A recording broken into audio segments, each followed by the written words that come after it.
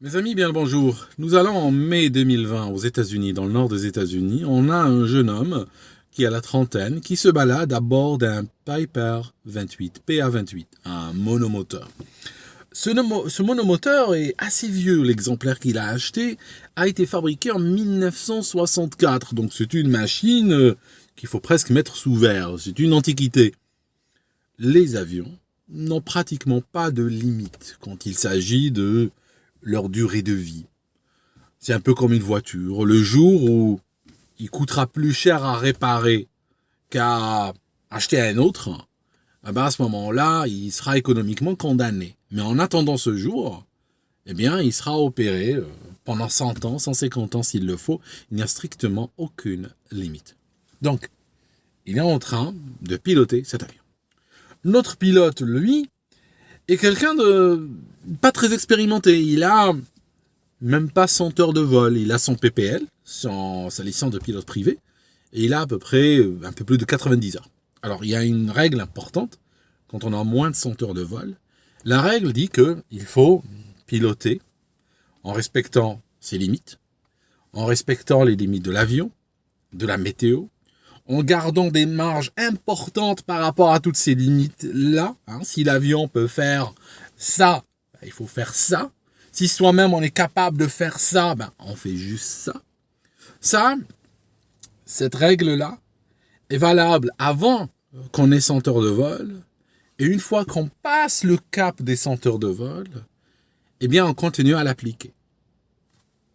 C'est universel en réalité. Alors, ce jeune homme prend des amis avec lui. Il les a connus à l'université, ils appartenaient à une fraternité qui s'appelle Alpha Phi Gamma, une sorte de, vous savez, si vous regardez les Illuminati de Bavière par exemple, c'est né à l'université d'Ingolstadt dans le département de droit de Munich. C'est que les étudiants sont très portés sur les sociétés secrètes, les confréries, tout ça. Bon, ça leur permet de s'amuser, d'échanger des mots de passe et de se sentir appartenir à quelque chose. Mais donc, ils appartiennent à Alpha Phi Gamma. C'est une organisation qui est assez active dans les universités américaines, a été créée en 1800 et quelques, avec un certain nombre de chapitres. On ne dit pas loge pour cette organisation, on dit chapitre. Alors, donc, il prend avec lui des copains qui sont dans le même chapitre, et puis, ils vont s'amuser avec ce PA28. Le problème, c'est qu'ils vont beaucoup s'amuser. À un moment donné, nous sommes le 24 mai, et puis, il décolle de l'aéroport de Crèvecoeur, ça existe, Crèvecoeur, dans le Missouri, et en fait, de cet aéroport, il va faire de nombreux voyages. Et avec ses deux copains, ils sont 3 donc dans l'appareil, durant son chemin, à un moment donné, il veut leur montrer un petit peu des virages serrés. Donc il part soudainement sur la gauche, il fait un 360, donc il fait une boucle entière. À la fin de cette boucle, dès qu'il sort, il ramène les ailes à l'horizontale, hop, il engage une autre boucle, plus serrée encore, à droite. Et donc il fait plusieurs boucles. Nous sommes le 24 mai 2020.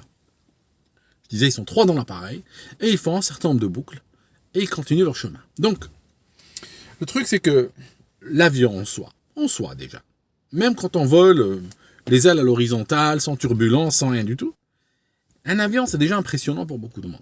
C'est déjà quelque chose, je connais plein de gens qui ne sont pas complètement rassurés dans un PA28 datant de 1964, volant à 5500 pieds. Façon de dire, il n'y a pas besoin d'en rajouter, il n'y a pas besoin d'en jeter. Lui, il en jette. Ça signifie à chaque fois, il est obligé de faire un peu de show pour ses copains. Et là, ça va aller crescendo. On arrive maintenant au 30 mai. Le 24, d'ailleurs, il y a une petite vidéo de YouTube qu'il a postée lui-même. Cette vidéo fait partie, elle est assez courte, elle fait partie du virage ou des cercles qu'il a fait le 24. Et il a posté qu'un petit bout de la vidéo. Probablement, il n'a pas voulu tout poster parce que la partie qu'il met en ligne est relativement propre. On voit un virage assez engagé, assez serré. On est en train de parler probablement de 60 degrés. 60 degrés, quand un avion est à 60 degrés, vous savez, il faut tirer passablement sur le manche pour le maintenir parce qu'il a le nez a tendance à passer sous l'horizon. Donc si on veut le garder, il faut tirer bien sur le manche. Il a tendance à ralentir, il faut rajouter des gaz. Avec les palonniers, pour compenser le virage, il faut y aller. Il faut vraiment y aller presque à fond, selon les avions, sur le palonnier, pour garder l'appareil volant droit. En termes de sensation, on se prend 2G, donc c'est vrai que pour quelqu'un qui vole sur un MiG ou sur un Mirage 2000, c'est rien du tout, mais sur un avion d'aéroclub, 2G c'est énorme, ce n'est pas une sensation qu'on a l'habitude d'exprimer. Donc là, les 2G, si t'as mangé depuis pas très longtemps, c'est vrai qu'il y a ta bouffe qui commence plus ou moins à remonter. C'est assez insupportable. Et quand tu alignes ça à gauche et à droite, ça devient parfaitement désagréable. Alors, je disais que le 24, il poste une tranche de ce virage-là sur YouTube. Allant au 30 mai, la semaine d'après. La semaine d'après, cette fois-ci, ils sont plus nombreux dans l'appareil. Ils sont 3 passagers et le pilote. Donc ça fait 4 en tout. Donc là, l'appareil est plein, est bien plein. Ils ont beaucoup de carburant. Et ils sont à 5500 pieds. Comme ils volent en VFR, conditions de vol à vue, on a ces niveaux qui finissent toujours par 5. Par 500. Là où un IFR volerait à 5000, 6000, 7000 pieds, eh bien, un VFR volerait à 5500, 6500, 7500. Donc lui, il atteint 5500. Et là, soudainement, alors qu'ils sont en train de voler depuis Crèvecoeur, ils sont en train, cette fois-ci, au-dessus de l'Illinois, ils sont au-dessus d'une région avec des fermes, le pilote décide encore de repartir dans cette série de virages incroyables. Donc, il prend à gauche, avec une inclinaison de l'ordre de 50 degrés. Donc, il part à gauche, il fait un virage très serré, et il faut savoir une chose, sur ces virages à 50-60 degrés, avec le manche tiré, il faut beaucoup de force, il faut une bonne dizaine de kilos de force pour garder le nez et l'avion horizontal. Il faut savoir une chose, qu'on peut repasser même dans ses propres turbulences de sillage. Parce que l'avion, quand il vole, il laisse des turbulences de sillage. Les ailes, les hélices, tout ça, perturbe l'air. Comme le ferait un bateau, en fait. C'est le même mécanisme qu'un bateau qui perturbe l'eau derrière. Si tu passes avec une barque dans le sillage d'un bateau, tu vas sauter. C'est pareil dans un avion. Sauf que, si on fait un virage très serré, de cette manière-là, on va rentrer dans ses propres turbulences de sillage. Donc, l'avion va commencer à secouer. Donc, c'est quelque chose de très désagréable. Mais il le fait quand même. Donc, il part à gauche, il fait une boucle complète. Immédiatement, il engage à droite, et cette fois-ci, il part à 60 degrés. Donc, cette fois-ci, il incline encore plus. Et probablement, il va aller vers 70 et quelques. Donc, une fois qu'il part de l'autre côté à 70, soudainement, les gens qui sont au sol vont entendre un hurlement d'hélice. Une hélice qui s'emballe. En fait, ce qui se passe, c'est que l'avion, il est plus lourd, il a 4 personnes à bord, plus de carburant, donc fatalement, un tel type de virage va devenir plus délicat à réaliser. Plus c'est lourd, plus c'est difficile de faire ce genre de virage. Donc là, on est à pleine charge presque, donc il commence à perdre le contrôle de l'appareil. Donc, le virage devient plus dégueulé, comme on dit. Ça signifie l'avion va s'incliner brutalement. Il est à 110 degrés d'inclinaison. Ça signifie l'aile passe sur la tranche, 90 degrés, et il rajoute un petit 20 degrés. Donc, l'hélice hurle. Que se passe-t-il dans ces cas-là? En fait, quand un avion est dans cette situation-là, la chose, parce qu'on le fait durant l'entraînement, on le fait pour répéter, pour le voir un petit peu, eh bien, la première chose qui frappe, c'est le bruit aérodynamique. C'est un bruit que on pensait pas à l'avion capable de faire. Pourquoi? Parce que quand on vole dans un avion d'aéroclub, quel est le premier bruit qu'on entend? En fait, on entend un mélange de bruits. Il y a le bruit aérodynamique, grosso modo, et puis il y a le bruit de l'hélice et du moteur. Donc il y a ces deux grands bruits. En général, la plupart des cas, le bruit du moteur et de l'hélice sont beaucoup plus forts que les bruits aérodynamiques. Donc c'est ce qui domine, le bruit du moteur. C'est un bruit mécanique qui domine. Quand tu prends de la vitesse de cette manière-là, et surtout de manière incontrôlée, la chose qui choque, c'est soudainement le bruit aérodynamique qui va augmenter de manière exponentielle et qui va surpasser de très loin le bruit mécanique. Ça signifie que soudainement, tu sens que tu es dans l'air. Il y a ce bruit-là. Donc, l'hélice commence à hurler. Ça veut dire quoi? C'est un moteur qui est emballé. C'est un moteur qui est en train d'aller en survitesse. Alors, comment récupérer ces situations-là? Alors, la récupération, en fait, elle est comme ceci. Il faut déjà réduire les gaz. C'est très important parce que Quand les gaz sont réduits, qu'est-ce qu'elle fait l'hélice? Eh ben, elle devient freinante. L'hélice va causer un frein, d'accord? Si on est en ligne droite, on tire soudainement sur les gaz, on a presque l'impression que la ceinture de sécurité va agripper, d'accord? Pourquoi? Parce que l'hélice, quand elle n'est pas entraînée par le moteur, elle devient un frein. D'ailleurs, c'est pour ça que chaque fois qu'on parle de panne moteur sur un bimoteur, par exemple, on parle du fait qu'il faut l'hélice par ton drapeau et tout. Pourquoi? Parce que pour éviter qu'elle soit un frein.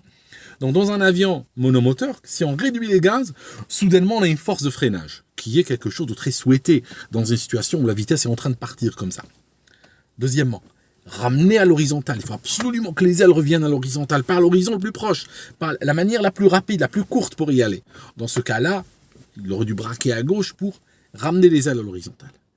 Et une fois que ces ailes sont à l'horizontale, là, il lui sera loisible de progressivement tirer sur le manche, sans brutalité, hein, mais non plus sans atermoiement, comme on dit. Hein. Il faut être ferme, mais en même temps, y aller mollo. Récupérer la trajectoire et remonter. Et sortir un petit peu dans une trajectoire montante et puis rajouter les gaz si nécessaire. Lui, dans la panique, et souvent beaucoup de pilotes font ça, c'est qu'une fois que son avion est incliné et qu'il entend la vitesse qui augmente comme ça brutalement et que l'hélice commence à hurler, sur le plan sensoriel, vous imaginez la surcharge, sur le plan sensoriel, que ce soit sur le plan physique, sur le plan visuel, avec la Terre qui semble être retournée sur elle-même, les instruments qui indiquent des valeurs qui n'ont plus aucun sens, que le pilote ne voit pas dans sa vie, les sensations d'accélération très désagréables, en plus le vol à ce stade n'est probablement plus symétrique, donc il y a des accélérations latérales. Lui, qu'est-ce qu'il fait? Dans le feu de l'action, il prend le manche et il tire à fond. Il va tirer à fond sur le manche pour essayer de monter quelque part. Mais si on a un avion qui est incliné comme ceci et on tire sur le manche, l'avion ne va pas monter parce qu'il est déjà il va se diriger de plus en plus vers le sol. Donc la vitesse va encore plus augmenter et puis l'altitude va baisser de plus en plus brutalement. Ce qui se passe ce jour-là, sous la brutalité de l'accélération. Donc, l'accélération va monter, il va atteindre les 5G. Il va atteindre pratiquement les 5G. Donc, c'est des accélérations auxquelles l'avion a quand même un risque de désintégration extrêmement clair. Autre chose, la vitesse. Elle passe à ce qu'on appelle la VNE. La VNE, c'est la vitesse à ne jamais dépasser. Elle est marquée d'un trait rouge sur le badin. Sur l'indicateur de vitesse, il y a un trait rouge qui est ce qu'on appelle la VNE. La vitesse à ne jamais dépasser. Alors, cette vitesse est calculée durant les essais de l'avion. Le plus souvent, elle est structurelle, et des fois pour des raisons structurelles, ou des fois elle est pour des raisons autres. Hein, ça peut être pas structurel, ça peut être des raisons de stabilité, comme des raisons de flottaire ou autres. Mais qu'est-ce qu'ils font? Les pilotes d'essai vont emmener l'avion à une vitesse maximale qu'ils jugent eux-mêmes dans leur âme et conscience, qui est vraiment la vitesse la plus élevée qu'on peut envisager pour cet avion. Au-delà de cette vitesse, soit il peut se casser, soit on peut en perdre le contrôle, voire les deux à la fois.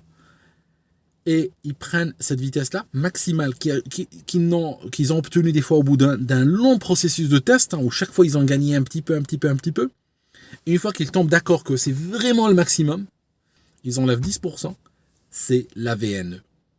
Mais alors attention, la VNE ne varie pas avec l'âge de l'avion.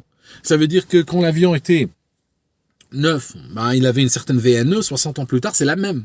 Alors que l'appareil a vieilli, l'appareil n'est plus le même. Donc, lui, il arrive à VNE plus 30. Ça signifie que l'aiguille de la vitesse atteint VNE, le rouge, et elle rajoute 30 nœuds par-dessus.